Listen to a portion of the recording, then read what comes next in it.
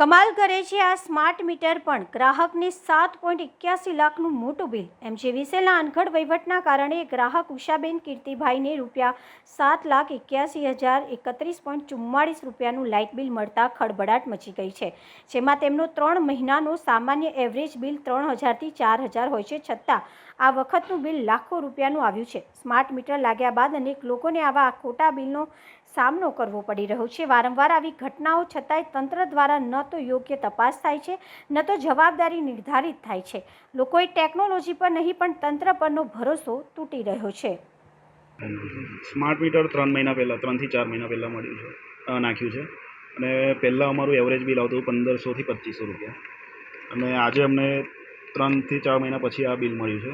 એ મને સવારે રિમાઇન્ડરથી હજુ બિલ નથી મળ્યું અને સવારે બિલમાં રિમાઇન્ડર આવ્યો હતો કે બિલ આટલું પે કરવાનું 7,81,000 આવ્યું.